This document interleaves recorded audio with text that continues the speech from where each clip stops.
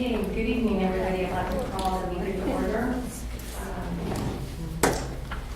I wanted to start out by going over some of the ground rules for the meeting, especially in light of our first meeting last week. It was just getting to know each other and kind of starting to talk about some of the issues, but it became very clear that it went too long. We need to be a little bit more respectful of the time frame that we have to work with them. So we need to end on time, so I'm going to be more cognizant of that. And then secondly, we need to be a little bit more orderly. So in your binder, there are ground rules. The ground rules state everyone participates and is equal. Everyone should treat each other with dignity, respect each other's differences. One person speaks at a time, and then advance the agenda and topic at hand. Listen to each other. And then a thank you rule, which I was just told what that means is if somebody's going on repeating themselves saying the same thing or is getting too long-winded, as the chair I can say thank you, and that basically means you're done. So that's kind of the ground rules as they are here.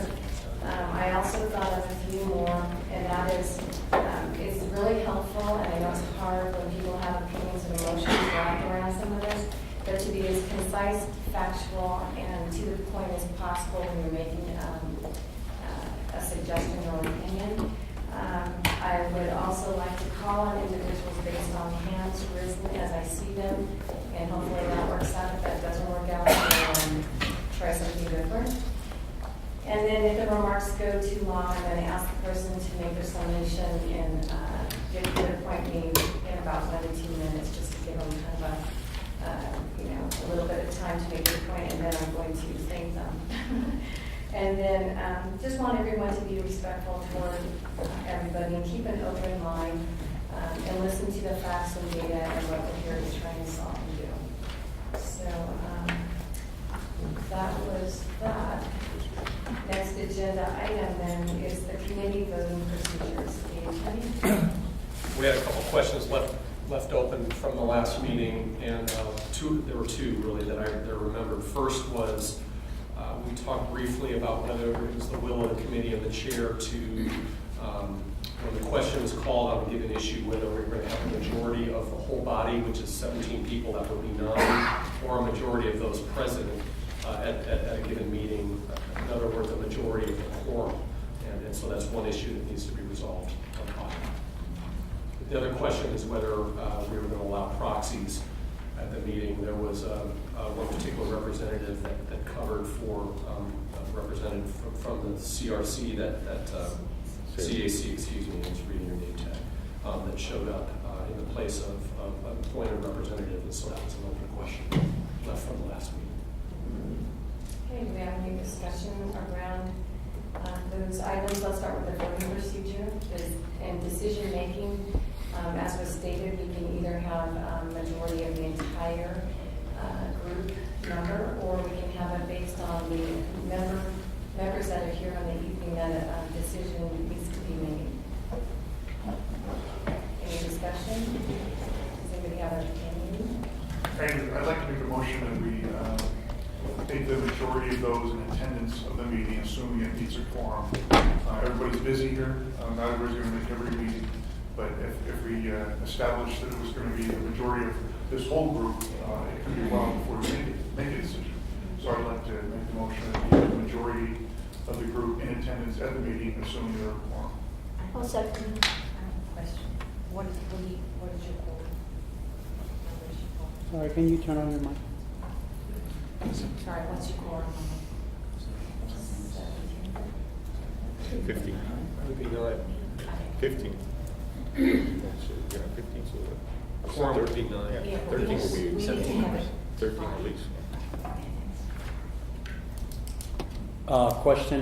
If we do go with quorum of those in attendance and we have an even number of attendees, do we need to exceed 50% of the vote, or is 50% sufficient?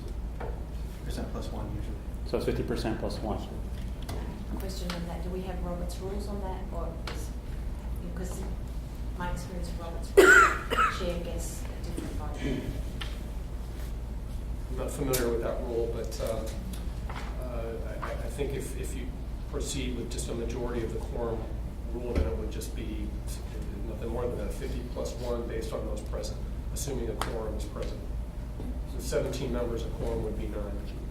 It brings up another question. It might have been cleared up last time. I can't be sure that does the chairperson get to vote? Yes. Because I've seen it both ways. Yes. Okay. Okay, any other discussion? I would actually, and this is just my opinion, I think that we're such a large number that losing one person is not as impactful as if we had maybe like a group of 5 or 7. And so if we're 17, and you need 9, I still think we're going to be discussing things that are pretty important, right? This is the constitution of our city. And so, in this scenario, I'm going to play devil's advocate here. In this scenario where we only have, 8 people in attendance, and a decision is going to be made with just 5 votes for an issue as important as the constitution of this city, I think we have 17 people. If we lose 1 or 2 people absent, 9 people should still be. We should try to not get consensus, but we should all be in agreement on something as important as the charter. So I'd like to comment on that because I think that given the fact that most people are either at large or asked to be part of this community, it should be important enough for people to come to the meetings as much as possible. So the way I feel about it is if you're here and you've been here listening to all the issues going on and we need to take a vote and then you just aren't there that day, to me, we have to move along. We can't wait for everybody to show up or if we don't have enough people, can't continue on and make decisions. So, yes, Mario. Okay, so as established by our city clerk, 50% plus 1. So it doesn't matter what we are. So if you cannot make it here, if you read the agenda, too bad. 50% plus 1. Let's just make that and get it over with. Howard? To me, the problem is that if we get 12 people here, that means if you went with the majority of the members, which would be 9, if you had 12 people here, it almost had to be unanimous. And if you had 10 people here, 9. It's hard to move forward. It can be hard enough to do. A committee this size, committees aren't efficient. So I don't see what would be a good idea to hamstring ourselves. I'd go with the motion. So if we had 12, Would be 7.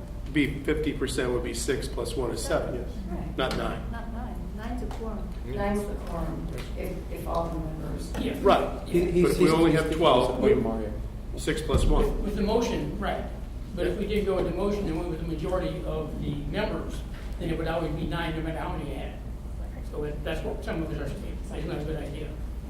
Well, as I understand What's the the motion, motion? the motion that I heard was Steve Lodge made the motion for the majority of those that are in attendance that evening on any vote that we take, 50% plus 1. Provided it's a quorum. Provided it's a quorum. And it was seconded by Robin Burdick. And so if there's no more discussion, we can take a vote on it. Okay, all those in favor? Aye. Those opposed? Okay, it passes. Okay, the next discussion that we're going to have is around decisions regarding proxies for appointed committee members. Any discussion on that? Yes, Mario. We established in our last meeting that we're not going to have any proxies. But it's an open meeting. Anybody can come in, sit down in the audience, and see that. And then they can always, we have minutes being taken, so there's no excuse that you can actually try to keep up with this. If you had an emergency, you couldn't make it. Okay, thank you. Steve? Yeah, I was just going to say, I believe we should not have proxies. You can't sit at this, you're welcome, people come here, but you can't sit at this table unless you've been appointed. Yes, ma'am. what would people feel about appointing somebody else who's also a member of the committee to be your proxy? So if we knew, for example, you're missing a meeting and you knew that, I don't know, Mario and I shared a view, can I ask Mario to vote on my behalf? That's what Well, proxy so is. that That's would what be a different. proxy is. Right. So we don't do that. But you always have proxies in every other universe that I know of. So why was it make it different here? Not in the city council. Howard? Actually, what Mary suggested had merit, I think, but it would have to be somehow documented. But a proxy from outside of the group, my concern is they wouldn't be up to speed on everything. And how could you vote intelligently if you don't have the background? I mean, the first meeting, it didn't matter if we didn't have any background. We all started with a blank slate. But as we go along, there's going to be information that we have, information that we share that a proxy wouldn't have unless the proxy was a member of the board. As Mary suggested, I see those are two entirely different things. I don't think we decided this last meeting. We certainly voiced some opinions about it, and most people were opposed to having an outside proxy. I don't think we voted on it because we didn't have a voting structure, so it wasn't decided. I suggest we separate those two just in case, because other people would be confused. I would agree with that statement that, outside proxies don't make sense. They can disrupt the meetings and they aren't here listening to every discussion. So their opinions may be skewed. Proxy for people who are already members. The only problem with that is that when we're taking their vote, they don't know exactly what their motion is. So therefore, if you had someone who even knew your opinion, but the actual motion was slightly different, then we're not really sure that they're capturing what it is that you really believed. So, do I hear? Well, I was just going to comment also that even if you do have a proxy, let's say I tell Kathy I really, want something or I vote, then you come here and you listen to other people, your vote may be changing for yourself. And you think, oh, gee, I didn't think of all those other things, and now I'm going to vote differently. And if you weren't, and if you're not here and you left your vote the way it was, maybe it's not as valid as it would be if you were here. So I personally don't think it's always a good idea. We don't have, when I was on the historical, charter, we had an alternate, and that alternate sat in on all our meetings, so if someone wasn't here, that person had voting power. But he had been part of the whole process and understood everything that was going on. It wasn't really a proxy. So personally, I think even if you think you're going to vote one way and you're not here, you may have changed your votes. It's maybe not a good idea. I'd like to make a motion that we not allow any proxies or alternates. If you can't make the meeting, then your votes, you just can't be heard. Second. So motion by Hassan to not allow any proxies in the meetings. Or alternates. Or alternates, and seconded by Jody. All those in favor? Aye. Those opposed? It passes. Right. Next up is city attorney for the loss affecting methods of electing members of council. Thank you, Madam Chair. I don't know if this is like it's on, yes it is. I have a brief PowerPoint where we left it in the last meeting. The group wanted a brief rundown of the federal and California Voting Rights Act. I'm going to keep that to really more the California Voting Rights Act, because that's far more relevant in this day and age as far as legal challenges go, particularly in California. So let's get right into it. Slide, please.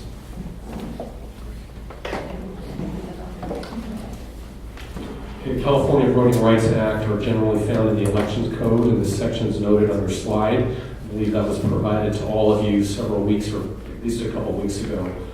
It was somebody on the board, I don't remember who, asked for a copy of that, and I provided just the bare election code sections and none of the annotations. But generally, the CVRA prohibits at-large electoral systems that impair the right of a protected class, a minority class, that's a member of a protected class, to influence or elect the election of its chosen candidates. It applies to generally at-large elections, at-large by seat elections like we have here in Santa Clara, from district elections, and this is a term of art. I wanted to clarify what that means, because there's also by district elections.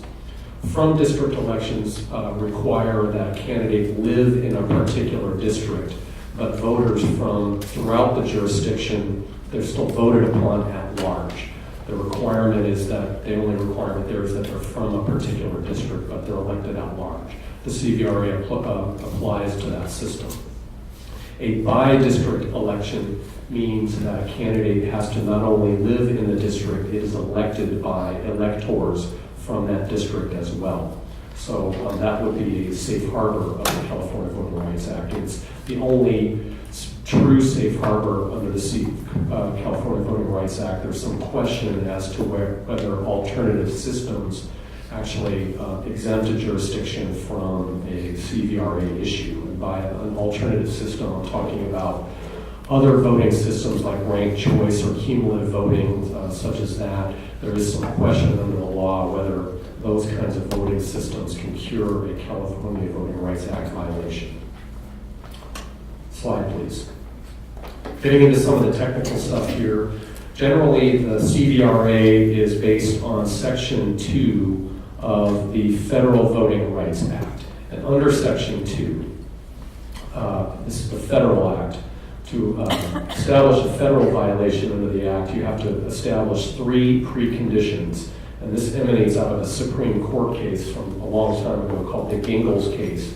But the 3 preconditions to establish a Voting Rights Act violation are, first, a minority group must be able to demonstrate that it is sufficiently large and geographically compact to constitute a majority in a single member district. Just to simplify, what this means is, in a given jurisdiction, you have to be able to create majority-minority districts, political subdivisions that where a minority group that's of a protected class is a majority in that district under the federal laws. Everybody understand that? Okay. Are you taking questions now, or do you want to finish? I can take questions as I go along. Yeah. Is there a microphone, please? Is there a definition of protected class? Is there certain things that means? There is, under the Constitution. I think generally you can assume that any minority group is a member of a protected class, just for our purposes here. But does it also have to do with gender, sexual orientation, or is it Yes. just race? All those It things? does. Okay. All right, secondly, moving I'm sorry, on. Ren, I have Go ahead. another question, and maybe again, this is just my analytical mind playing here.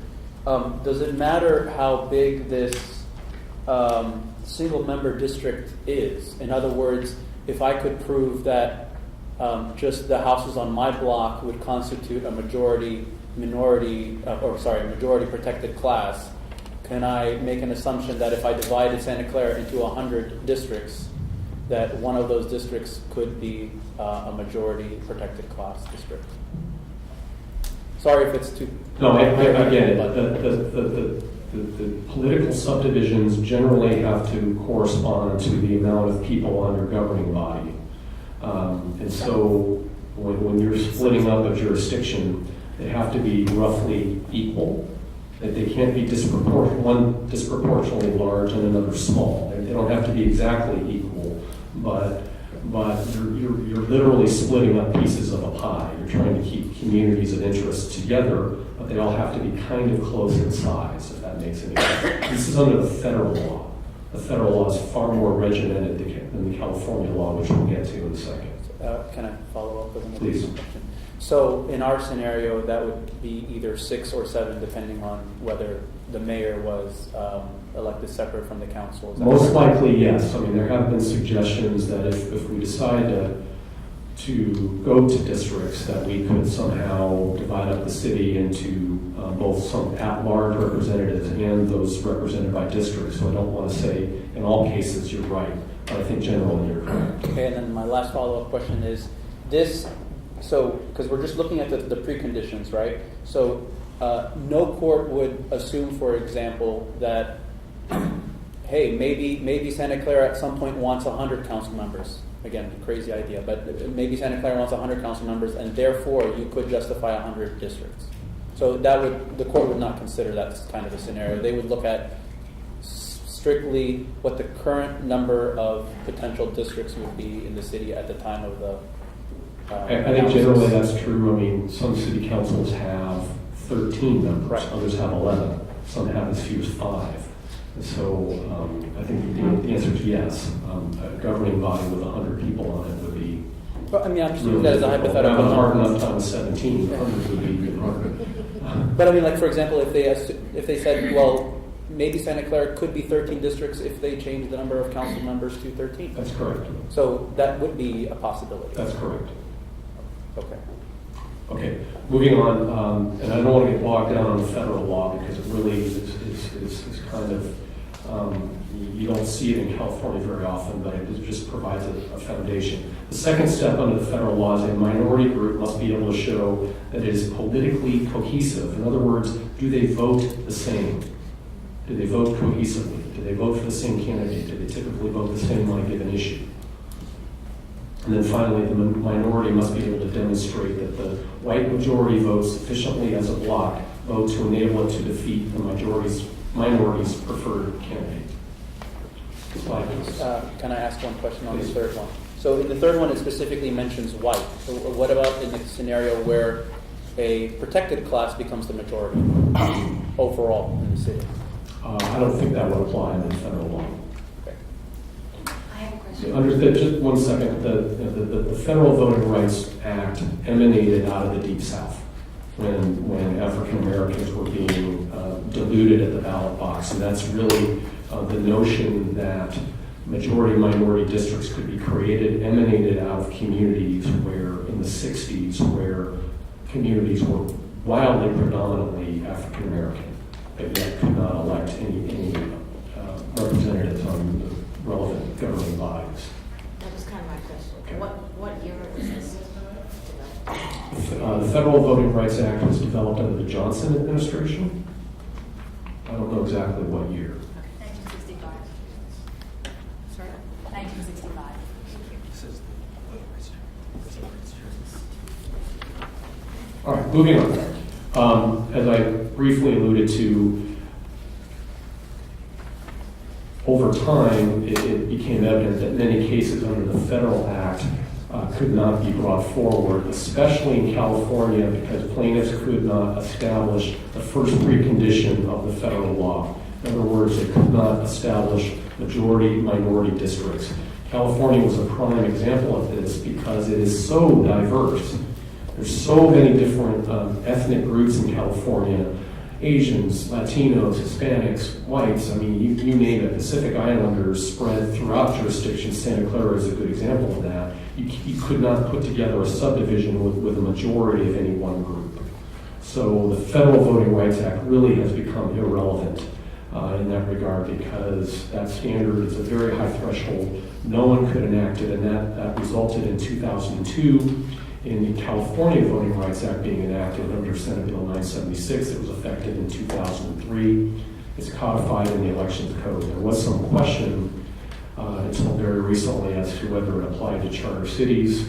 Most people in the voting rights communities thought it did, but that has now been judicially mandated in litigation involving the city of Palmdale and the city of Modesto. And now I think legislatively there's no doubt that it applies to charter cities like Santa Clara. Slide. Okay. Generally, I'm going to try to just hit the basics on this, but generally under the CVRA, plaintiffs may prove violation simply by proving the existence of, again, a term of art, racially polarized voting. That is, those are the magic words in the California Act. There is no requirement to prove any kind of geographical compactness, majority-minority districts, or any kind of concentration at all. It is a much, much easier standard to prove liability. Slide. I have a question. Do Go we ahead. know, like, what counts as racially racially polarized voting? Well, How statistically different is We're that? getting to that. Oh, Next great, slide. awesome, thanks. The question was asked, what does racially polarized voting really mean? Not really a clear question. Has not been judicially decided. Only one case involving the California Act has made it to trial, and that was the Modesto case. but it didn't actually specifically address this particular issue. No case has reviewed this issue at really any level on appeal, and so there is a mystery to it.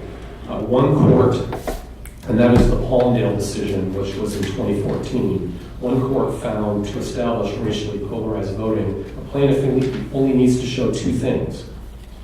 One, that you have an at-large system. Number two, you have voting patterns that correlate with the race of the voter. That's a very low standard. That's very easy to prove. This is a development that's occurred since a charter review body met in 2011.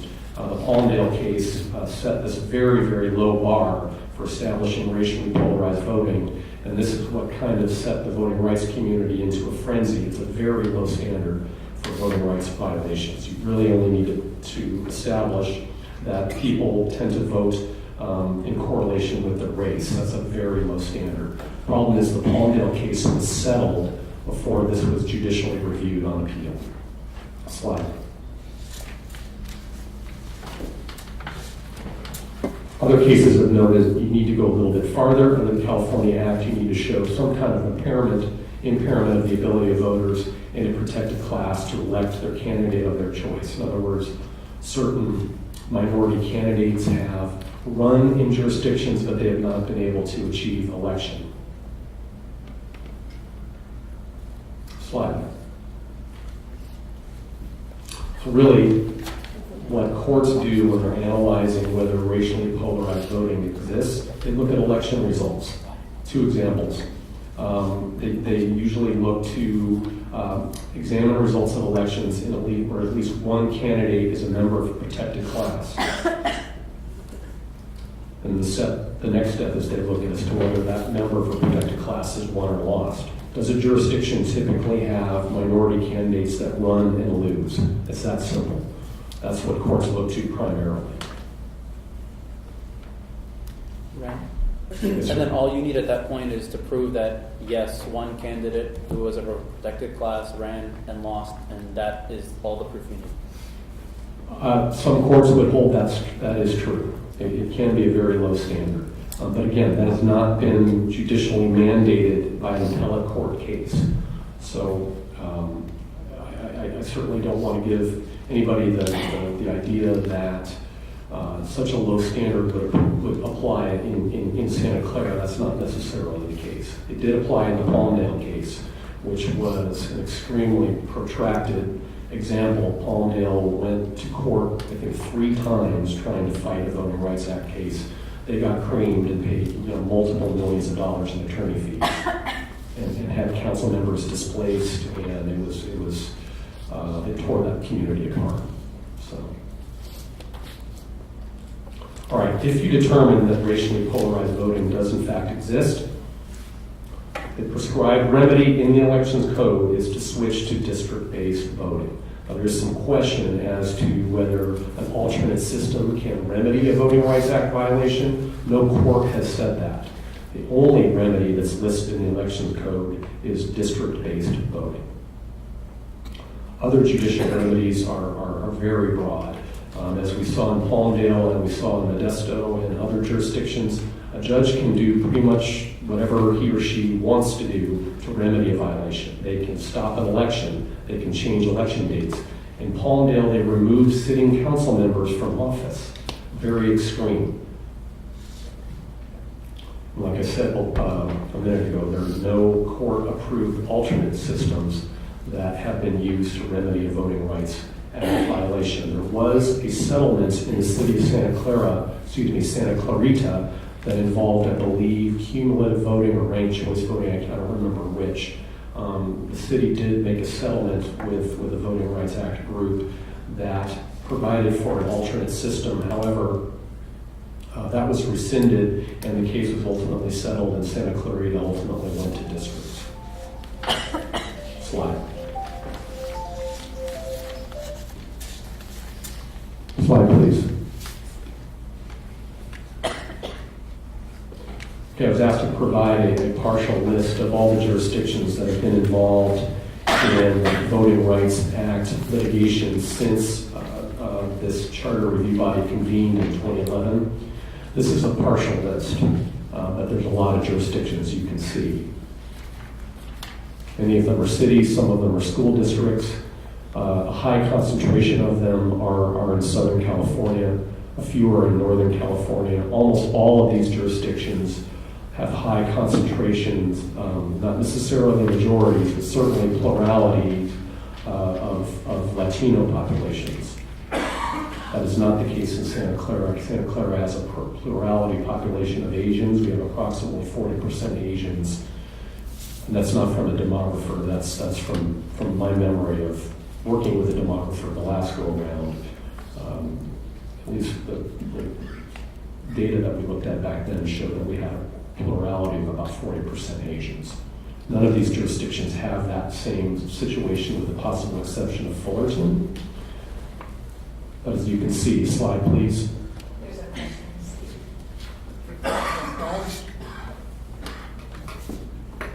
In these cases that are listed as having been settled, clearly they paid attorney fees and things like that, but is there any theme as to when they settled, they went to a specific type of voting system that allowed them to avoid future litigation? Every single one of these jurisdictions went to district elections, every one.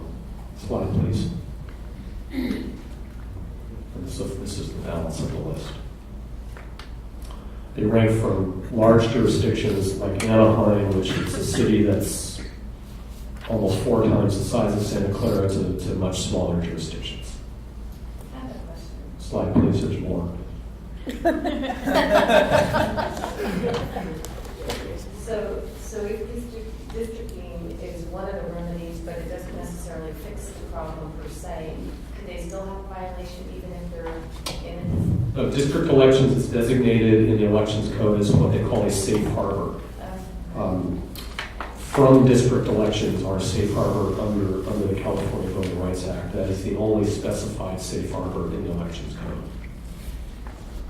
But again, you have to find that racially polarized voting exists before you even get to the question of whether district elections are necessary.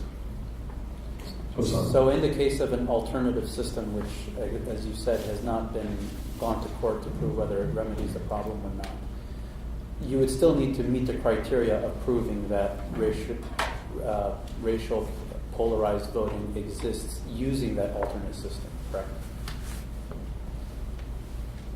To establish that it is in violation. There is no court precedent that an alternate system would remedy a finding of racially polarized voting. But that's because it hasn't gone to court and been challenged yet, correct? I wouldn't say that's the reason. I think that the belief is that there's only one remedy specified in the elections code, and going through the cost and time and difficulty of changing an election system is not easy to do. And before you undertake that, I think some bodies would want some certainty as to whether they're not going to get sued again. Question? I'm wondering about the what's needed for someone to take the city to court. So you have to have a minority who's tried to run, who's run and not been successful in order for anyone to even subject us to litigation. Well, I don't think that's a legal requirement, but as a practical matter, if you don't have protected minorities that are running in elections or being prevented from running in elections, then you probably don't have a problem. Many jurisdictions don't have substantial minority populations, and it's not really an issue, at least not legally. The point I was trying to make is in jurisdictions that have had minority candidates that have often run for office and failed, that's just a circumstance that demographers and lawyers in courts tend to look at as proof of racially polarized voting. It's not definitive. But you, in the middle of that, you said something about a minority has run or has been denied the ability to run. Right. So how would you know that there's somebody who was part of a minority but never even ran because they felt like they couldn't run? Well, You don't. I mean, this is an art, not a science. That's why there's no, in my opinion, there's no definitive legal standard under the California Act where you can just check off boxes. It doesn't work like that. All these, the threat of huge attorney fees awards have been a big hammer on these jurisdictions that have dealt with this, and that's why they've all settled before it's gone to a court judgment on this. The expense is tremendous. Well, then the other part of that that I think is important to justify any changes would be, you said you think we're at about 40% Asian, but I think it would be helpful to know what are our classes that we have. It might be ethnic, but it might be something else. Oh, you're absolutely correct. So, and that would be if the body decides that it's an issue we want to look into further, we at a minimum need a demographer to come in to actually tell us what the data is. What protected classes do we have in Santa Clara? How is that played out in elections in the recent past? What has happened in those elections? That sort of thing is highly relevant if it's the will of the group to move forward on this. To the chair, we talked about this last time about possibly needing a demographer. It sounds like it's coming up again. Is that something that we can move forward on? Well, we're going to talk about the scope of the things that are being asked of us and which ones we're going to take on first. That if we do go that direction would be something we would have them start working on or getting some resources on while we're working on other things. Yep. Thank you. I will say that I think we anticipated that we would need to bring in a demographer to look at that if it was the will of the body to take it to that step. I have a question though that may not require a demographer at this stage. Can you Don't we unmute the mic, have please? some information on voting, who votes and who doesn't? I thought, Rod, you presented at CAC that gave us some indication on how that looked. The information that I showed at CAC related to our census data. And so we do have some census data that we can certainly share with you. However, the census data is more of a blunt tool than I think you're going to need with regards to actual demographer-driven Voting Rights Act law and that type of assessment. You're probably also going to want to look not just at the demographic breakup of the city with regards to census data, but also voter registration and a whole bunch of different things. And then, of course, other protected classes that may not necessarily be listed in the census data. All that are the types of things that you need a professional demographer to help you figure out. I will take a minute, though, to mention this at the permission of the chair. I mentioned this a bit earlier.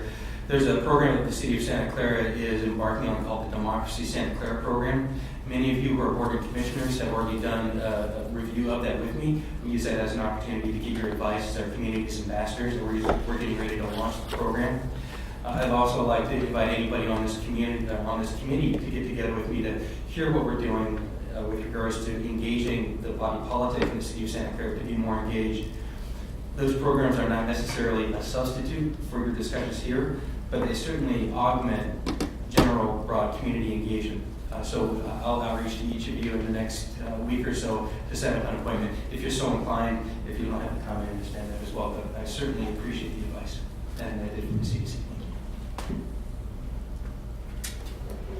Okay, just advance the slide while we take these questions because I think it's relevant to some of the questions. So when these various different jurisdictions settled and moved to district-based voting, did most of them keep the same number of city council people, or did some of them change the number of seats? It's a good question. I think almost all of them kept the same number. Steve, did you have a question because you had your hand up? Yes, thank you. Is racially polarized voting the main reason to go to district elections, or are there other common reasons? Like, I don't recall why City of San Jose went to district. That's a really good question. I was going to talk about that on this slide. Just to take it back to 2011, when the last time this question came up, the law was somewhat different back then, but the Charter Review Committee debated whether they liked the concept of district elections, and they decided that they didn't. They knew that there was a question of whether we had a voting rights issue, they decided that they liked the at-large system so much that, in fact, they recommended a straight at-large system, not at-large by seat like we presently use. But they thought that particular group did not like the concept of district elections, and so they stopped at that point. So this group may decide that they like district elections, whether or not there's a voting rights issue. I don't know. But legally, the only reason to go to district elections is racially polarized voting. That answers your question. Tina. Yeah, thank you. So, Turn it on. oh yeah, turn on here. Oh yeah, thank you. So we have a slew of cities that seem to have gone to districting because of lawsuits. But what would be interesting to understand is what triggered those in those cities, because there just seems to be this very vague definition of why you would and why you wouldn't, and it's very vague. And thus far, what I've seen is every reason that all these cities, eventually went to a districting because they were sued and there's all these attorney fees. But I'm wondering how many cities said, no, we're not going to go to districting, and one, but two, what was the trigger? And, because I look at precedent, I look at what the precedent is. If all these cities have done it, did they do it out of fear? Are we acting out of fear?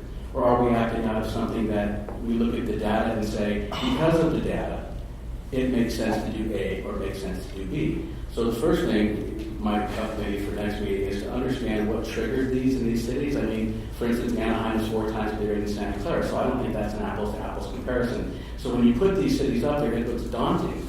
But I'd like to see something, I'd like to see what triggered it, and I'd like to see cities that are equivalent to Santa Clara, so that way we can make a decision for Santa Clara, not based on what happened in Anaheim, where they have 500,000 people. That would be extremely helpful, because right now I'm still trying to get my hands around what would trigger this. And you said racially polarizing, and without the demographic, we could sit here for hours and hours and days and be hypothetical till the cows come home. But the truth is, without data, we can't really make any intelligent decision, or even have an intelligent discussion. So what I'd like to suggest I agree with that. is to go ahead and let you finish your presentation, write down your questions, because that's probably going to become an agenda item for what we need to do next. Okay, thank you. Well, Mario. Yeah, one question, I'll probably will tie this in. Is there any precedence as to who's the law firm that keeps bringing the same suits, or is it the same law firm over and over and over again? That's what I want to see. I want to see a pattern. And there is. You see a lot of the same group of attorneys who do this, and the attorney fees are a driver in this. As Mr. Silva said, though, there are other reasons too, which are highly relevant and such. But there is a group of the same attorneys that keep shooting the fish in the barrel, if you will. Can you tell us the firms that are doing that? Like, for instance, the firm that was trying to bring something up against our city.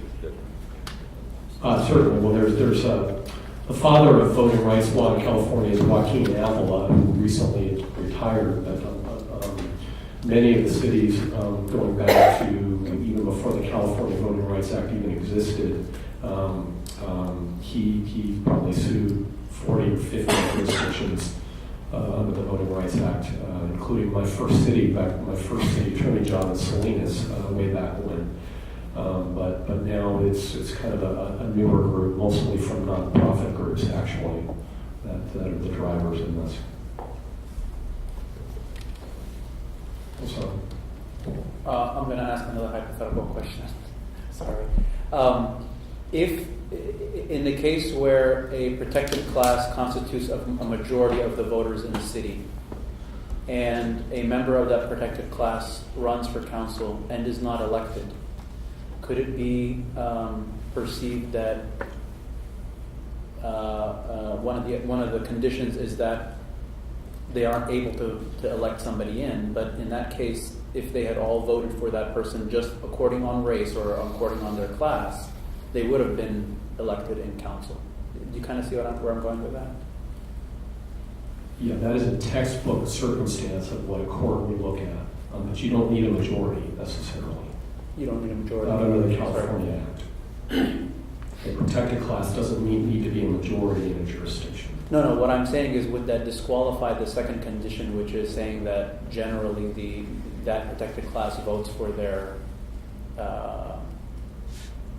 class member? Under the federal and the state law, if a minority group does not vote cohesively, right, then you really can't establish that a candidate from that group is being prevented from being elected simply by race. So I think that would be a very relevant circumstance. Right. So like, for example, if Santa Clara doesn't have a majority group of any race, and there's not necessarily a lot of evidence out there that any minority group in Santa Clara votes cohesively, and so that in my own, this is just my opinion, if we were analyzing whether that situation exists in Santa Clara, which none of us here know whether it does or not really, but that would be the chief issue in my mind.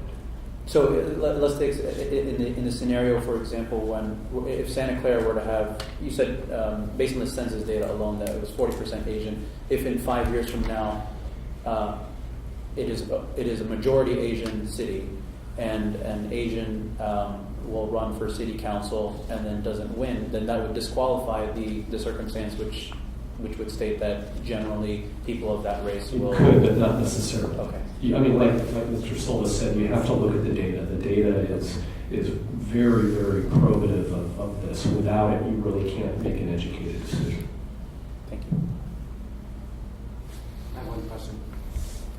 You had mentioned that this was the revenue was to do this protected class, but for those cities that you mentioned, how many of them went to just at large, whoever had the most votes wins? They take the top 5 getters. Did any of those cities do that?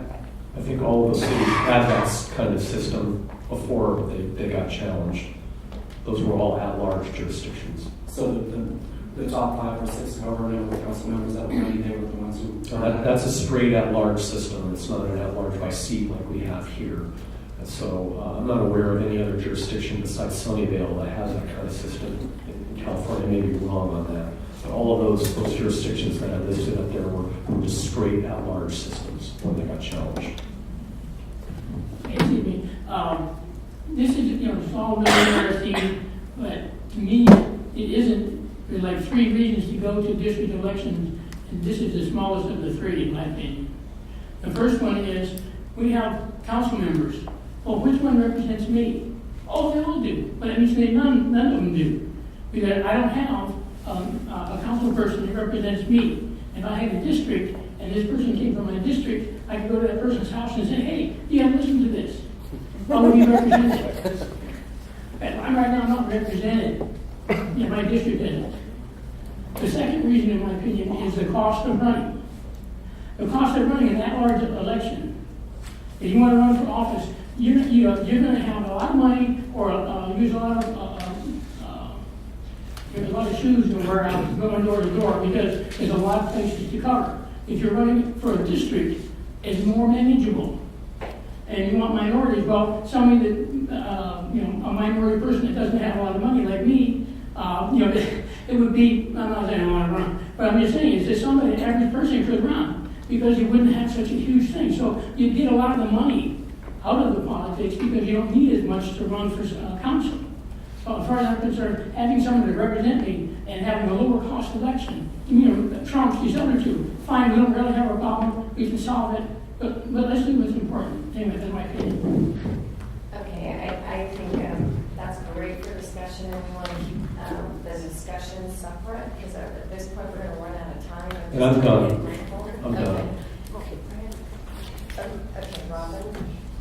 Sorry. Sorry, just one quick question, Red. Did the 2011 Charter Review Committee get any information from a demographer, or was it just straight up, we don't like the idea, we're not going to investigate it any further? We actually had a legal challenge in 2011, so the city had retained an demographer, and we did share some of that information with the Charter Review Committee.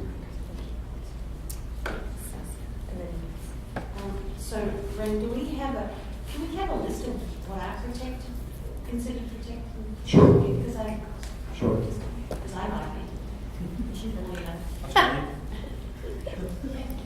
And how many legal firms focus in the area of elections as a business? I mean, I'm thinking that that's very, Mario brought that up, but I'm sure that's a very small business. Well, with the fees that are generated, it's probably a lot bigger than you think. Yes, but how many firms? I'd like to know if that's I possible. would say 10 maybe. Let's imagine we went forward and wanted to see, lines drawn on the map. What if we found that there was, because Santa Clara is so ethnically dispersed, what if we found that there was no majority-minority areas? Would you be able to combine non-contiguous areas of the city to create one district? Well, there'd be no requirement to do that. Under the California law, you don't have to create majority-minority areas. And I will say, again, this was several years ago, but the demography work that was done back then was only able to produce one majority-minority district in Santa Clara. That was in Rivermark. That was the only one. But that was then. I don't know how much different it is now. Probably not that much different. Joe? Thank you. If you do go to district elections, is one of the requirements that you must live in that district? Yes. That's the difference from district and by district elections. That's the difference. One more quick question. Since the city council asked us to consider district elections as part of our charter review, did they have a reason? Did they suspect polarized voting? What was the reason why this is even on the agenda? It's because there's been so many jurisdictions that have faced this issue just since the last time this was discussed in 2011, and that the Palmdale case actually lowered the bar so much. It really has created, I hesitate to use the word fear, but really a preemptive attitude in a lot of jurisdictions. For example, the city of Woodland, which is near Davis, a city smaller than Santa Clara, but with an at-large system, changed to district voting before a legal challenge was filed, so they wouldn't have a gun to their head. That's a good example. But I think that, there obviously, since we presently still have an at-large system, there is some risk out there, but no present risk now. There has been no claim filed, and we're not aware of any claim that's going to be imminently filed. But it was really more preemptive than anything else. I have a question about districts. Do you count not just ethnicity, but do you also count how many voters are in a district? Does that determine a district as well? Yes. Okay. And then how long would it take to set something like this up? I mean, presumably this can't be done overnight. Well, it depends. Obviously, with all the questions, I mean, determining whether we have a problem or not is pretty complex. But if we determine that we do, and I want to be clear, I mean, we can decide, I think Howard brought up, I mean, you may decide that you want to change the system not because you think we have a legal problem, just because you think that's the best system. But if you decide to go to that system, drawing the map is quite a process. There are a number of people affected by that, and you have to get a lot of public input, because, you try to keep communities together, but you have to draw the line somewhere, and people end up on both sides of the line, and they are quite vocal about it, as they should be. Is there any case where a city or jurisdiction that was using an alternative elections method was challenged? Not necessarily went to trial, but at least was challenged. I'm not aware of any. There's so few jurisdictions that use an alternate method in California. I may be wrong here, but I'm really only aware of Oakland and San Francisco. So I don't believe that has occurred, but I may be wrong. Yeah, thank you. Just a quick question. If we were to decide to go to districting, typically who are the individuals that determine the districts? Because I can clearly see that from a political standpoint. I mean, I think one of the reasons we're talking about this is because it was brought up a couple of months ago at the council. There was a big push to do districting and so on and so forth. And there was like, we have to do it now, and there was obviously some reasons behind that. And I think think that's one of the reasons that we're talking about districting today, is because we kind of have to follow up with that whole endeavor that went on that couldn't be done before June. And so I think that's one of the reasons we're here. But the other thing that I'm concerned about is, and the question I have is, who would make up that body that would decide that this is where we're going to draw the line? Because I think this can be a very cordial meeting. I think that meeting will be extremely, I guess it's not bipolar, I just finished my master's, sorry, not bipolar, what's the other one? Polarized. Polarized. I know, well, I know bipolar. I know bipolar, yeah.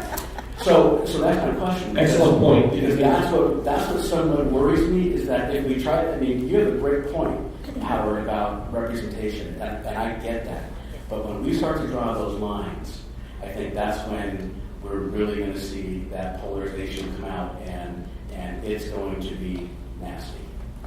Yeah, the process of not to draw this out, but the map drawing process is quite involved, both technically, politically, legally, and otherwise. So you're absolutely correct. And some bodies that have actually gotten to the stage of drawing a map have even brought in another independent body to actually draw the line. So that's a very relevant thing. But if we were to do that, right, and we came back with a map, we could also come back with a recommendation that it not be to a certain period of time it doesn't affect perhaps some of the people that are currently in council, like in the 2020 and 2025, it started at that point with that recommendation. Right. I suppose that's true. If the other side of the coin is if a court thinks that there's a Voting Rights Act violation, they can throw all of that out the window and mandate an election tomorrow. So, In those cities that have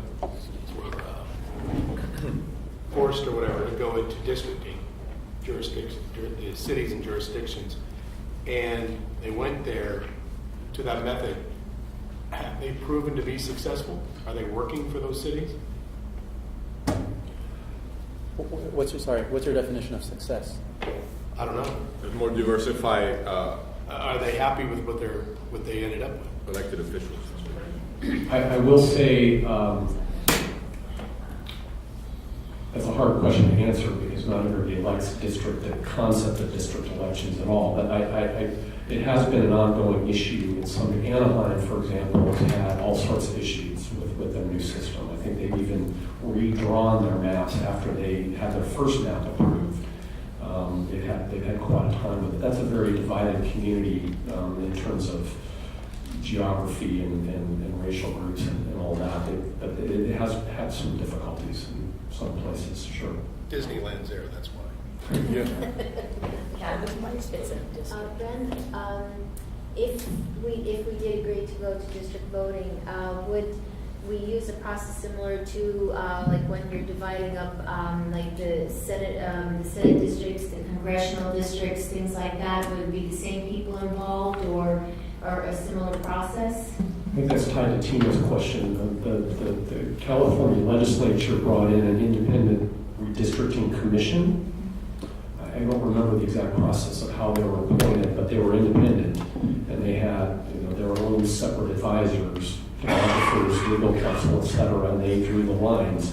And actually, they came up with several different maps, and that's an option here too, should we get to that point.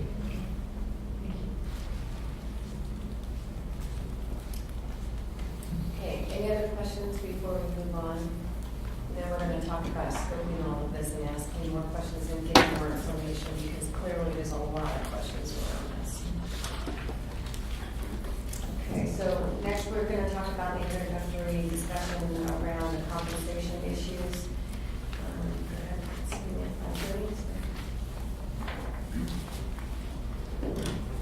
Just going to take a break for a minute. Getting on to the compensation issues, we were asked to provide a matrix of compensation, not just salary or stipend, but benefits and such too, of all the cities in the region, and we have done that. So this is Deputy City Attorney Diana Fazeli, and she's prepared, has this been distributed to everybody? Yeah, we're doing it right now. Okay.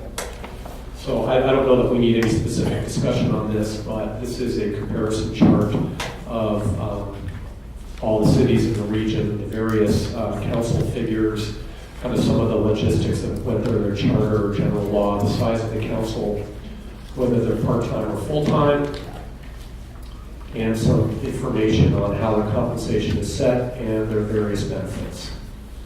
And also whether they're district or at large, which is not directly relevant. But we also have the same information for the mayor's seat as well, the mayoral seat.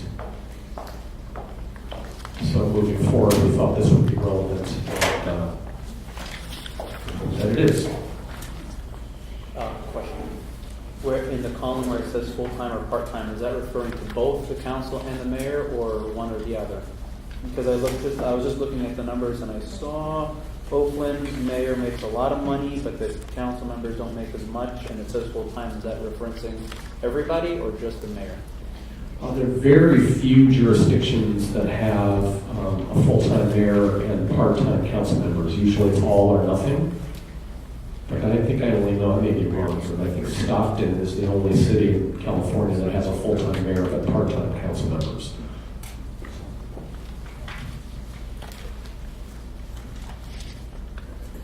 And as far as the process goes, I mean, there's no magic to it, like complexity, like the district question. I mean, the group can decide whether it's appropriate to adjust the compensation, and then what's the number going to be. That's simple, really. Ren, what determines part-time versus full-time? A full-time council member that's his or her job. They typically have they work just like all of us do at our regular jobs. They have typically paid staff, and they're at City Hall full-time, full day, other than when they have meetings outside.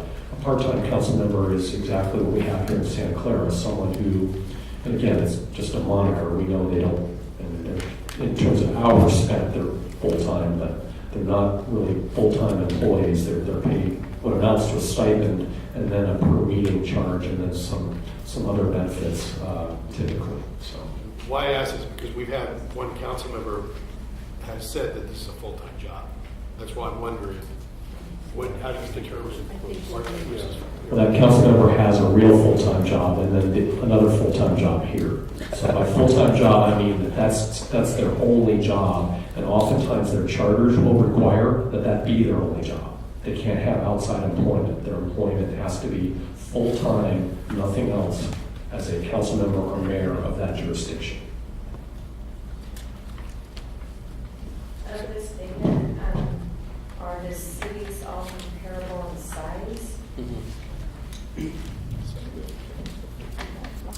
That was going to be my question as well. Is that we have cities in our area, but for instance, I have no idea how many people Palo Alto has or Mountain View. So to do an apples to apples, not that we would have to do what they do, but to be able to say, let's get in the right ballpark. Obviously San Francisco and Oakland aren't going to be in our ballpark. We can certainly pare this down to bring in more like populations as far as this jurisdiction goes. I mean, there's only a few of them are going to really match that description on this list. That's probably Fremont, Sunnyvale. Question. Can we pare that data down rather than just the raw number of people in that city to better represent it, to say that it's the number of people per mayor? Per council member. Yeah, thank you. Because there are some cities like whatever I'm looking here. San Francisco is 12 council members. San Jose is 11. So like a ratio? Yeah, a ratio. Okay. Yeah, because that probably would be more relevant, and you might be able to find more like cities. Size of council to mayor. No, size So just to clarify, it's number of so take the number of citizens divided by the council members. Yeah. I also think economic size is a better indicator. So can we also get, we can't get GDP, I assume, but can we get a budget? Yeah, actually, Not the total the budget. city clerk suggested that to me today, and I think we're going to do that. It's a great suggestion. I think that was my suggestion because we are one of the very few cities that have our own electrical company, and we run that. I mean, that's a huge job. Even like San Francisco does not have that, and we also have a stadium authority now. So again, I think our economic picture, not just our population, differentiates us from other cities as well. And you're right, and what you'll see is if so- you lump in the electrical utility and the stadium authority, our budget is going to be, as far as comparisons to comparable cities, much bigger. Question on Yes. that? But our council members have a separate salary for some of those other things, like the stadium authority, they get compensation per meeting that they attend. I don't know if it's more than just the stadium authority. So I don't know if you want to lump in their salary issue with them. Seems like a different issue than what we're talking about. And just kind of look at what would the budget be for what this compensation is covering. Do they get a salary other than the per meeting, per diem, or whatever it's called? But Commissioner, they get paid $30 for each one of their authorities. That's capped though. So while their stipend for their city council duties are increased each year by CPI, it's been 30 years for decades for most of these things. So it is correct that they are paid a stipend for that work. It is incorrect though that that work necessarily scales with the volume that they have to maintain. I will share with you guys also anecdotally that we find in the clerk's office that the volume of work directly relates to the overall budget for our city. As an example, the city of Sunnyvale has 30,000 people more than the city of Santa Clara has. Yet we have more than twice their annual budget.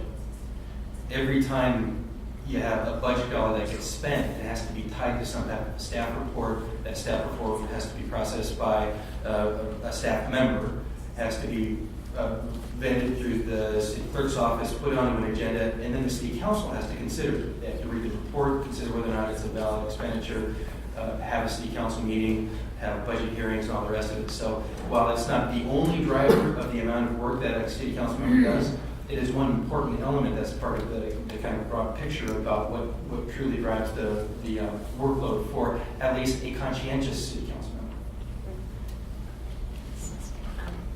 My question is around the stadium authority. That's completely separate in budget and everything, isn't it? So I don't see how, I would agree with Jody, that's got nothing to do with this. Well, it's an enterprise fund, and in that vein, it's so is the electrical utility, so is the water utility, so is the sewer utility. So, but you're right. I mean, it's the budgets aren't lumped together, but they're separate enterprises, and that's a relevant consideration. Sure. This is for the city manager. In other words, when you're doing this, you cannot commingle the complete budget into one big lump sum. You have to keep separate from the stadium, so it has to be separate from the power source and so on to make the books and make everything work. You cannot just throw one thing into one big lump sum. Is that correct? Yes. That's so it's pretty hard to determine that. So let's just focus on the city council itself and just keep it like Rod said, per meeting that they have, so that way it's being charged separately to each organization, like the stadium authority or the city council. Brian? Yeah. Yeah. So I went ahead and I took 10 cities that were equal size to Santa Clara. And Santa Clara, I think, has 218 citizens and 118,000. And I got the average. And I took all of the city council salaries for each city. And some cities, the council members are paid slightly higher or slightly lower. So I took an average of all of the council members. And I'd like to enter this in for the committee to look at. And I can pass it around. And what it is just each city, the population, and the salary of the average council member per month. What was your source? The sources, you can go online. I'll email the source, but you can go onto that source and you can take any city you want, and you can select council, and you can actually see the salaries of each council member. That was the source, and I can email that source out too. Yeah, I'd like to see the source. Yeah, but it's online, and it's up to date. It's all the way up to 2014. So it's actually the source we use too. Yeah, so this, I'd just like to pass this out. It's not something that we have to take Yes, another for granted, resource. but we just pass it down. Tina? Yeah, I trust that the source is credible, but I would like to see the source as well. So if we get that emailed out, that would help. The second thing is that we have the question of full-time and whether it's part-time, and I think from talking to a few council members, it is a substantial amount of work, and I don't think anybody doubts that. But I think the work ebbs and flows. I think there's some, times of the year when the workload seems to be, extraordinary, and there's other times when meetings will be done in an hour, and they're in and out.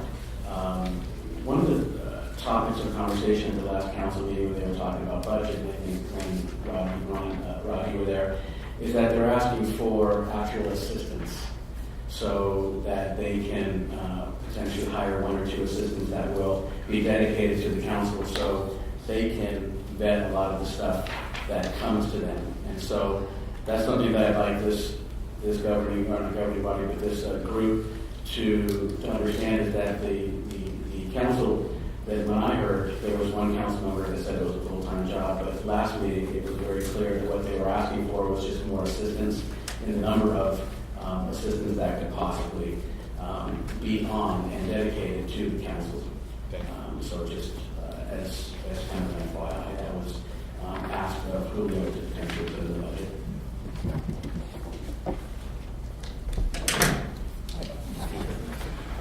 Madam Chair, regarding the compensation, you also have to include the health, dental, and vision benefits that you may get too. So Santa Clara doesn't, you don't have PERS, but you don't have any dental or health or vision. So it's nice to have sometimes that with a dual coverage, even though you may have it, but sometimes dual coverage is good. So, but we don't show anything at all. And I wonder if any of these reflect the same. No, let me just say that I just took the salary because every city has different compensation. So I thought we were just discussing what the salary should be for the council members. So every group, and I think the attorney would probably agree that they have these other compensations, which I don't know how we would even manage to talk about really. So it's the only thing that's included in there is the salary, the average salary, and I took all of the council members high level and just averaged it out. I just brought this thing just for us to start with. It's just a springboard. It's not. You can see Santa Clara's average, and you can see the average for all the cities. It's just a start. It's just a springboard. I think it's a great springboard, and as I've asked maybe for the city manager to help provide us is with the number of citizens per council member. So you would take the total population of each city divided by the number of council members, and then also divided by the dollar amount that they're getting. That way, you basically you could look at it this way, which is the cost per citizen for each council member, and that would probably be the most representative way to do apples-to-apples comparison across all of these, rather than just looking at a raw average. And that way, you can see, maybe one city it costs more per citizen than others, and then we could correlate that data to the responsibilities that they have. Being Santa Clara has more responsibilities because of all the other things like the utility and stadium authority, etc. I think what's really important here also isn't just to get in down to the minutiae about what they should or shouldn't be paid, benefits, blah, blah, blah. I think what's real important is to figure out how it should be set. Right now, it's set hard numbers in the charter, perhaps with a % of increase. But that's, I don't know, this is a charter. It's not supposed to be changed all the time. Other cities I was looking at now, understand there's a problem, and there's a risk, because the ones that are, and I tried to get this information in a soft copy, because it's hard to a spreadsheet on paper. But looking at the ones that aren't hard set in the charter, there's one, I think San Jose uses a salary setting commission. San Francisco is using the civil service structure. But there's other ways to do it other than having it hard set in the charter. And I think it's real important to consider that also. And first of all, do we want to set it in the charter? If we all agree we do want to set it in the charter, or at least the majority does, then we can decide what to do. But I think it's important to decide that and realize that's also a choice. It doesn't have to be set in the charter hard and fast.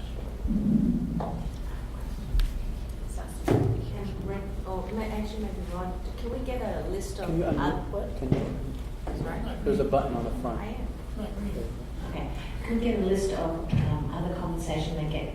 Presumably gas, driving to, and if there's $30 to each meeting, and what other things do they get? I mean, it's not just this $812, I would think. It's that they, of course, $30 per agency meeting that they go to. They are eligible for a mileage reimbursement if they request it. The bulk of them do not. Okay. And the city, as with any PERS agency, the city pays a portion of whatever the salary is in the PERS. Over there are simply not a lot of other perks for Santa Clara City Council members. They don't get a mobile phone allowance, they don't get a technology allowance the way you see in some of the cities, nor do they get health care, vision, dental, things like that. We provided some of that data to the city attorney's office later today, and I understand that they can provide some comparables with other cities in a future date. So can we get a copy of that? Can we get a breakdown of that? No, I'll defer to the city attorney's office, and I think they're going to put some additional information together. Okay. We actually already have it for the HR director, so. I'd also, maybe at the next meeting, like to know how much can our city budget support as far as salaries go, and what miscellaneous costs would be paired with having a full-time council, and what kind of impact would that be on the budget, like offices, staff, etc.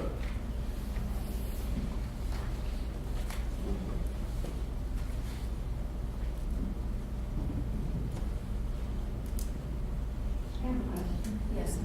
Can we quote, I don't know what the word is, force? I mean, how do we say you have to be a full-time city council member if somebody has a job that they like? I mean, if you're an attorney and you can work part-time or see clients and still do your council job, can you make that person not do their job? Or if you're a school teacher and you go to school, I mean, how do we, I don't know, do we have that kind of authority when we're doing compensation to make it a part-time or a full-time? I'm just asking the question because Answer is yes. Full-time jurisdictions, and I'm not aware of any city even remotely close in size to Santa Clara that has full-time council members. But yeah, usually it's specified in the charter that they have to give their full-time efforts to whatever the elective office is.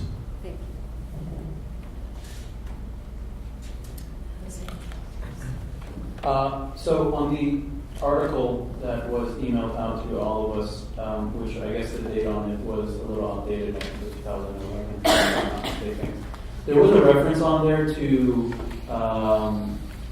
state guidelines, and it basically evaluated every city against what the state guideline would allow for that city. Can we get a download on how the guideline is defined and what? I caution you on that because those are only applicable to general law cities, charter cities. Okay. Oh, Mario? Real quick here. One of the things that you have to keep in mind is everybody that's going to go for city government does it to do a service to the community. They're not doing it for the money. If I may ask our city clerk, when he was sitting in the council, I'm pretty sure he didn't take that job so that he can get $800 a month. He would have done it for nothing if he could have. And that's mostly what most of the people that are sitting in our council right now will probably say is, I will do it just because I want to do a service to our community. And that's the way that I feel about it. So even if you, I can just make a suggestion to get this thing wrapped up fast. Let's just double it. They'll be fine, and that falls right in the medium of everything. And we get done and move to the next step. Anybody wants to make a second? Move fast. I think there's been a lot of questions around it. There's a lot of data that people are asking for. I do think that this is one we need to focus on and get it done with, but I still think we need a little bit more data and discussion next time.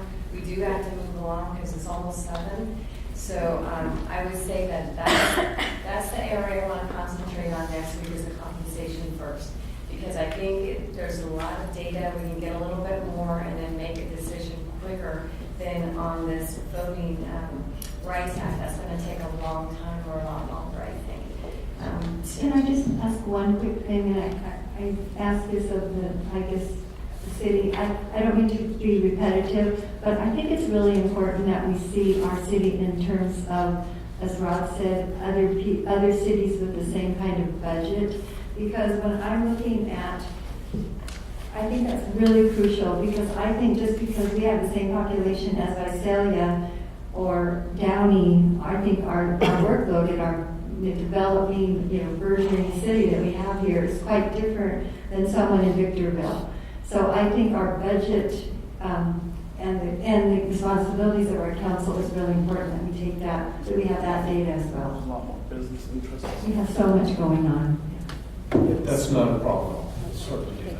So that, just so I can clarify, so the ask are ratio number of citizens per city council. Per dollar. Sorry? Per dollar. So Per dollar. Citizens per council per dollar. Per dollar, okay. The economic size budget, life populations, list of other comp, gas, other things they get, but we've kind of got an answer about $30 on agency meetings, percentage of salary, so we kind of have that answered.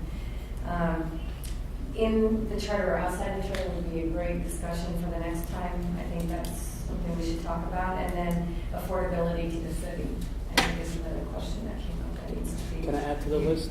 Yes. So when you were saying it was kind of already answered about the $30 per meeting, can we just get a report on maybe the last 2 years, just like strictly how much each council member was paid? Because maybe one year they have fewer meetings than another, right? So it's you kind of see what I'm saying with that, or? But they're paid a monthly stipend regardless of the number of meetings they have. It's monthly. Yeah, I'm sure. The way the city charter is written, they get a stipend per month. Yeah. So they can meet 3 times or 2 times or 4 times a month. They get paid the same amount as a city council member. Right. They would get paid for each of the authority meetings if they were to do so. However, that being such a small number, it would have a fairly small impact on how much. So the number of meetings that they have, it really is still a small percentage relative to the rest of the stipend, is what you're saying. They have to meet twice per month, Okay. but they can meet 4. And just for the record, Mario, when I was there, we got paid $250 and we met 4 times a month. There you go. And you still loved it, right? Every day. There you go. So my suggestion, we don't have to worry about it. Okay, but did I capture majority of the questions that we want answered for next time? Okay. Oh, I'm sorry, Mary. So I think it might be helpful, and this isn't necessarily to be for next time, but I think it would be helpful to have a better understanding of kind of what the city council does, because, I think Mario's right, people do it because they're interested in public service, but I think that there is also an interest in making sure that a variety of different kinds of people could commit themselves to this kind of public service, and so if it really is close to a full-time job, then people who have already a more than full-time job, say more working class folks, for example, who often are putting together 2 or 3 jobs, they really can't commit a time to do another thing, and so the compensation needs to be attractive so that they may be able to give up some of that other employment. Not all of it, it's not full-time, but some of it. So I think maybe hearing some from the city council members as to sort of what kind of workload we're really talking about to get a better sense of whether or not citizens out there in our community who maybe can't afford to take a part-time job or go down to less than a full-time job from their other things can have a better understanding of whether or not they can afford to run. Yeah, I think that goes back to Jean's comment about what's their responsibilities, what do they do, how much time are they spending on that. Tina? Yeah, just really quick. I would agree with what Jeannie said wholeheartedly, that I think if you, it doesn't make any sense to go to a full-time system. I think you narrow down your pool of qualified people and candidates and citizens that have contributed in a number of ways that want to contribute at another level, and by saying you have to basically forego your career for 4 years to do that, doesn't necessarily feel like that's right for Santa Clara. There's a lot of great people, perhaps even people that that are up there now would have to forego careers, and that's a lot to ask. I do appreciate what Mary said, because we can look at numbers and we can say, well, what's our budget? And then we can break it down, and we can say, what's our population? And we can break it down. But really what it comes down to is what the amount of work that we're doing. And I think, that's really what it comes down to, is that we can justify and rationalize all we want. But at the end of the day, the compensation, and I appreciate what Mario said, but I look at it on the back end. So for instance, let's take Dominic. He just had a new baby. And he's taken a lot of his time away from his family. And so I think as much as he loves serving the city, and it makes sense, I think on the back end that the compensation, even if it's monetary, does go forward to help out, because perhaps that may help pay for a vacation away from all the chaos. And so I'm not saying that people necessarily do it for the money, because clearly they don't. They do it for the love of the city. I don't think that we should particularly look at that and say, because you have a love to serve, that you shouldn't be compensated for your time and excellence. Because I do think that zero pay and very low pay have very low value, and I think we need to be able to compensate again fairly for the amount of time that they spend away from their families, because it is considerable. And so I just want to make sure that I put that out there. Thank you. No, I was just going to add, I know that there are committees, they all serve on committees as well. And there's the ethics committee, I know there's some meetings that go on over at Santa Clara University. And so that all adds into their time as well, away from their families. And I don't know how many committees each council member serves on, if it's divvied up evenly, but I don't know if that could factor into as well, what kind of compensation, add to it. Okay, and then last comment from Kazam. I'm sorry, we're like 7 already, so. Okay, can I ask for one more piece of data that is part of the things that are being compiled? We know that they spend a lot of, our council members and mayors spend a lot of time outside of their official duties, right? But at least we can track the time that we know they spent in official duties, specifically in meetings, in committees, meetings, not just the public ones, but even the closed session meetings.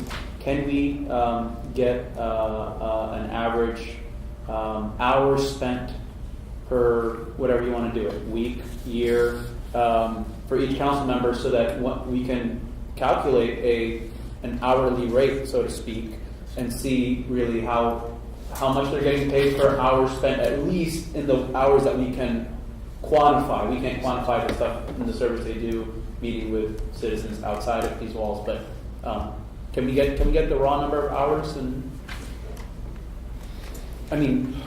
I can go on the videos and just all the past ones and just look at the end of the video and see that this meeting took 3 hours and just add all that up. But I don't know about the closed session ones, and I don't know about the committee hours, right? It would have to be an estimate. We don't have any records that show that, but we could put together a typical scenario for a council member that'd be pretty easy to do for all of them. Yeah. That'll work, because you get some sort of an hourly rate. Keep in mind, they spend hours of preparation at home. I know, I'm saying, I'm trying to get the data that I can, right, and that I can quantify, and we know that it's more, right? That is a bare minimum, right?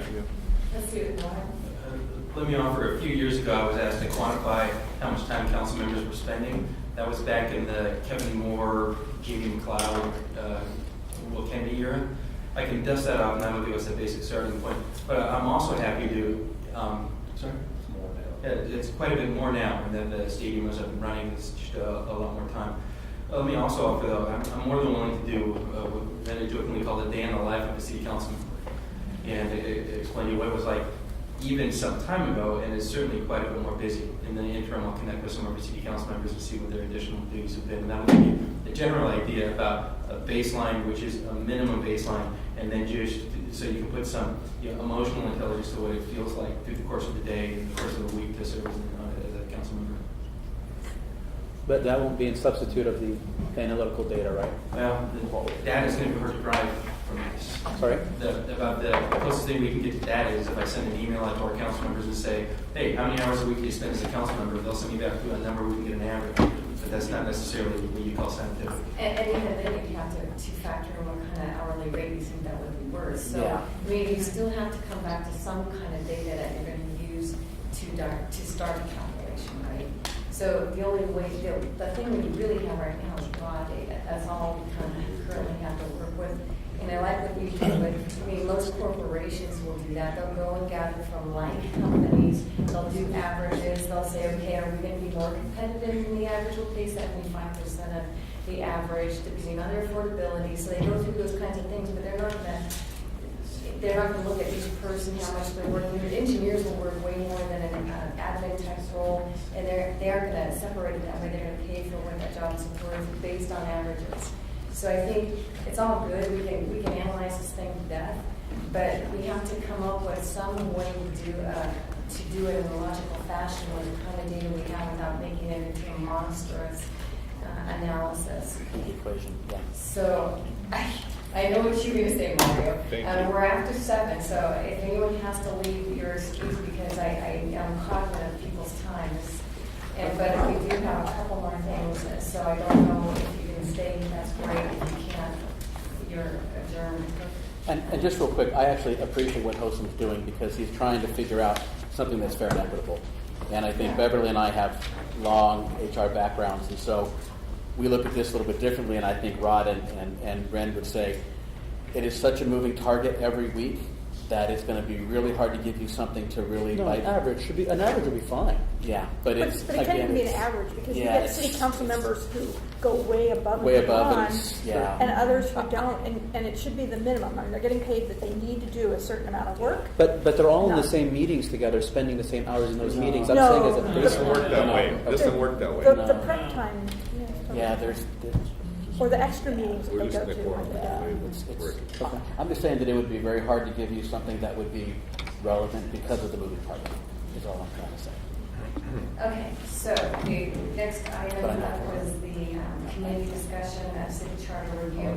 That I'm going to table till next week because we're going to keep focused on the first two issues that we know we have to solve. This one's huge and it could be huge. But I'll make a suggestion for next time. I think we need to bypass that for now. We just don't have the time. Next meeting is scheduled for March 3rd. Can I make a suggestion about that? Yes. Ren, my understanding in talking to Yvonne that is going to involve some changes that have come down through the pipeline government-wise. Is that right? In relation to that? And if so, do you think we could have a list of what those changes might be ahead of time? Changes on the charter review, that there's some obsolete legal things, and maybe we could have that ahead of time. Well, that was the minimum charge of the city council is to, beyond compensation and elections, to look at obsolete provisions, and we discussed at the last meeting. We don't know that there's any provisions in the charter that are obviously obsolete. It went through an overhaul in 1999. We're not aware that anything that's obviously illegal in the charter, and I think so. Where we stopped the last meeting is obviously, there's certain provisions that may be functionally not a best practice as determined by a majority of the group, but that we can look at. So that's not legal, that's more best practice. Okay. Question about that? I understand that we're out of time, and I do respect that we need to put this off till the next meeting, but I would recommend that we allocate a specific amount of time or somehow manage the time for the meeting a little bit better, because we talked about the importance of running these things in parallel, and I want to make sure that the notes that we're taking about other areas that we might want to look at, that we work on those also in parallel, so that we don't come to the end and decide all those other things and then find, there's this whole new bucket of things. So maybe we can set aside some time at the next meeting to make sure we cover that. Okay. I have one point I want to make. So if I'm not mistaken, Sorry, turn that off. not mistaken, this has to go before the voters. Is that correct? I mean, the city will formulate, will take our input and put it on the thing. So if we come up, I mean, going through these numbers and getting averages and being exact about what we want to do, if we came up with a number so large, we would have failed because we all know, I think each one of us individually, that compensation should change.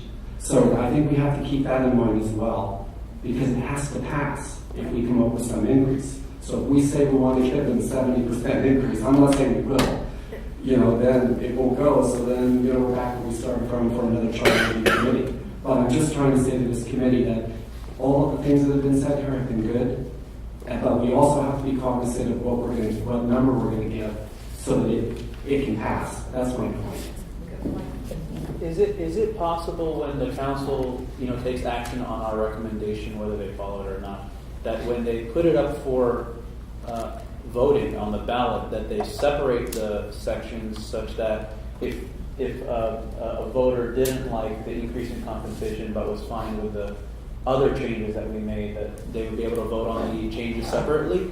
Or is the charter a lump sum and change it all or nothing?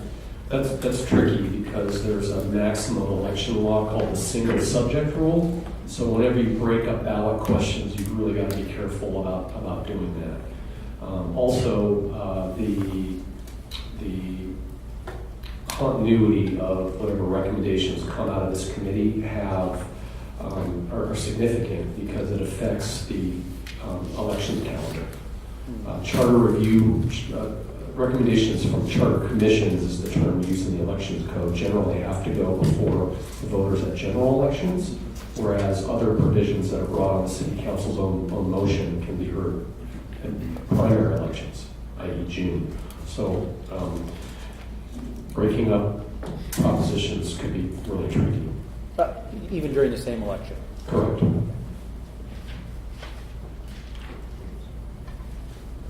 Any other questions? Okay. So topics for future meetings. It sounds like we have a lot that we've asked staff to come back with.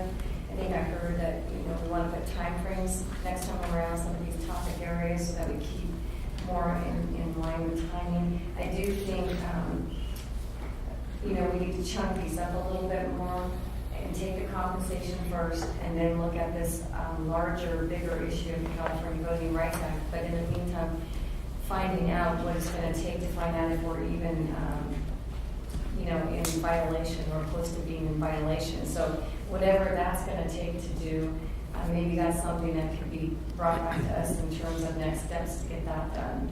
My thought, at least for a component of that, is to have some thoughts on the retention of the demographer. We obviously, if it's the will to take the compensation issue first, for all the reasons you've stated, that's not something we would have to act on, but at least we can have it in place if and when we're ready to pull the trigger on that. We've used a particular demographer the last go-around. We might be able to use the same one, I don't know. Cost is a relevant factor too, but we'll be prepared with that information when the time is appropriate. Yeah, real quick, everybody has excellent suggestions that we're kind of ping-ponging, and so I know it's tough to chair a meeting and try to corral everything, but everybody has a lot to say and a lot of great things to contribute. But I would ask that perhaps next meeting we could just focus on the compensation piece, and then we could get a resolution around that. Hopefully, if we can get the data that was requested by the group, that will give us enough to chew on until the next meeting, and then perhaps we can have a spirited discussion as far as what we feel, collectively, and then perhaps maybe we would be able to put it to a vote so we can at least check that off the list. Because as I see the dynamic of this meeting, it's going to be very difficult to chair a meeting and get anything done. Because so many people have a lot of great contributions to make, but if we don't stay focused, we're going to run around like chickens with our head cut off, and we're going to get to the end of the game, and we're going to be perhaps making decisions out of panic because we have to come up with something, and I would like to avoid that. Good suggestion. Just a comment on that, and I agree with the intent behind the suggestion. But as we discussed earlier this meeting and last meeting, that we would want to work items in parallel. If we were to come to not a final decision, but a near conclusion on the compensation yet we determined at some point during the rest of the process that we wanted to reduce the number of council members, that would impact the compensation number too, because, now you're representing more It would, citizens, right? But I think if we get to the point, I think if we were to get to a point that would be ancillary, that we would reduce it. I fundamentally don't think we're going to reduce it unless but we could. But I think if we would cross that bridge when we got there. I think having it in place would be in place so we could move on to other things. And then if the consequence of moving on to other things may somehow affect the actual compensation in any way, shape, or form, then we can revisit that at that point in time. But I would prefer to get something done and move forward and have at least one action item done. If we have to revisit it, we can obviously revisit it. If perhaps you say maybe we should, but I'd like to see the compensation piece done as soon as possible so we can move on to other items. But again, leave it open that if something does change, that we could come back and revisit it. Can I also say, retaining a demographer, how long does that take? Can we just get that kick-started next week and then focus the majority of the discussion on compensation so that at least we had made a decision on retaining a demographer, because that takes time to get that person on board, right? You know what I mean? I don't think we need a long, drawn-out process to retain a demographer, like do an RFP and all that. I think that's killing a mosquito with a sledgehammer. We can just find the right person and just hire him or her. But we would have to make a decision at some meeting, and then we wouldn't get that demographer on board until a subsequent meeting, right? So When it's appropriate, my suggestion would be I would bring forward a suggestion or a recommendation as to a particular person and get direction from you, and then we would just hire that person. For the next meeting. For the next meeting. Okay. Yeah, maybe for the next one. Yeah, and then contractually, the mechanics of that would not be difficult. Demographer is the only person that can tell us that we're close to being out of whack in terms of demographics and how. Well, it's not the only person, but it is the recognized first step in determining whether a legal problem exists. So does anybody have huge objections to concentrating mostly on compensation issue next week? I agree with you. We'll have the data, that's not. Yeah. Otherwise, that's what I'm going to put as number one agenda. Any other future, any other topics that we might be able to slide in if we make progress on the compensation? Maybe to help that conversation with any of the data that we're gathering, because we have that set ahead of time. Yes. Madam Chair, if we get through the compensation discussion, I'd like to go back to Howard's point and have a conversation about whether the compensation should even be in the charter. Maybe we should look at another method. Another topic which we probably won't even be able to get near to next meeting is, I would like to see a presentation on what alternative election methods there are, because there was mention of the alternative systems that could potentially, or that have not yet been challenged with the California Voter Rights Act. So if there was a mention of the ranked choice and cumulative, and if there are any other ones as well, if we can be educated about what those are. Just maybe like a presentation on what those are. Maybe you just send out a description by email so we do a little homework and have no more about it when we come in. And one other thing on the compensation side, right now we have the compensation raised automatically based on an index. So I'd like to understand a little bit more what that index is. Just the consumer. Consumer price index is just basically the inflationary factor. It's calculated by region in the United States, and we use the Bay Area region. And to your point, the 2011 Charter Committee, I was not on that committee, they did a real good job of defining what those other election systems are and ranking them, so maybe taking a look at their report would be of some help. And actually that could be sent ahead of time too if it's already been documented. Sure. Okay, anything else? We're getting a lot of homework. Yeah.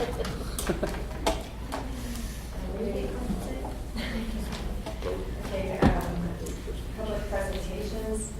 Real quickly, can you state your name? this one.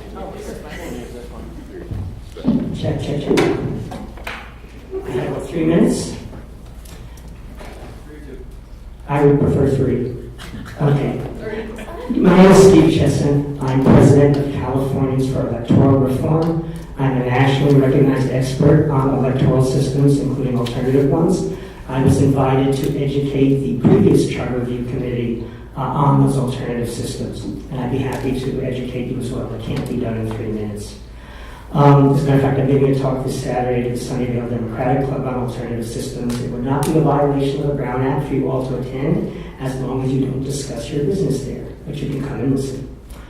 I do want to fill in some gaps and correct some misinformation from the staff presentation. Ranked choice voting, in addition to Oakland and San Francisco, it's used in Berkeley and San Leandro. Berkeley, Oakland, San Francisco are elections by district. San Leandro is an election from district. As part of their settlement, Anaheim increased the size of their council. They did not redraw their map. There was an attempt to do so, but it got pushed back by public outcry. The Santa Clarita settlement, they did not go to districts. Part of the settlement was changing the day of the election. That part they did do. The part about cumulative voting was tossed out for reasons that I do not have time to go into right now, but I'd be happy to explain that to you. In terms of the safe harbor provision in the California Voting Rights Act, there have been repeated attempts to remove that safe harbor so that badly drawn districts can't be used as a shield. There's currently legislation pending in the legislature to do exactly that.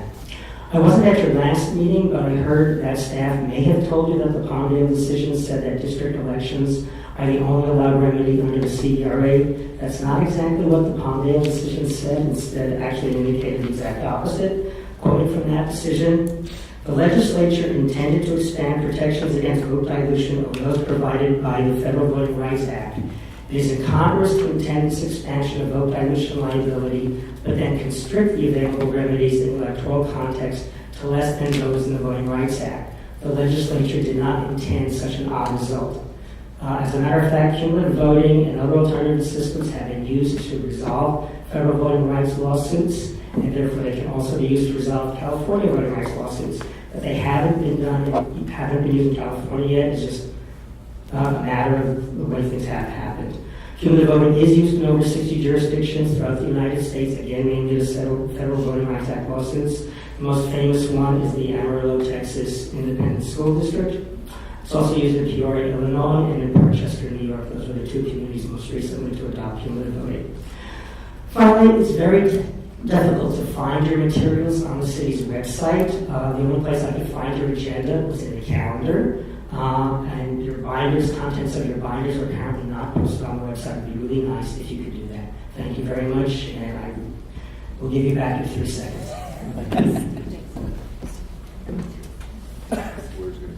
Thank you. Okay. Any other comments before we adjourn? Before we adjourn, can he state where the location on this Saturday meeting that you mentioned? Okay. Yeah, it's the Fabre Swim Center. I can email out the address to staff. I don't have it off the top of my head. It's at 2 o'clock. The meeting is 2 o'clock this Saturday at the Fabre Swim Center in Sunnyvale. And what was the group that you belong to? I'm president of Californians for Electoral Reform.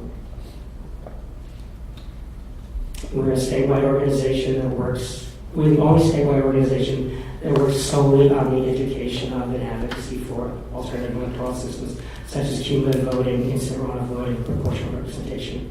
First past the post, and what about First past the post is plurality. pretty much what we're doing here? Yeah. And is it, what about, I'll ask that question. I would like to have some clarification. Well, Because I'd be it's happy. very different from where I come from. Where you're from? Australia. Yeah, Australia uses instant runoff voting for their House, and it uses the multi-seat cousin of instant runoff voting, also known as single transferable vote, or it's a proportional representation system for the Australian Senate. Yes, very familiar with those systems. Thank you. Okay. Meeting adjourned. I'd like to make a motion to adjourn the meeting. second it. Very, very, very.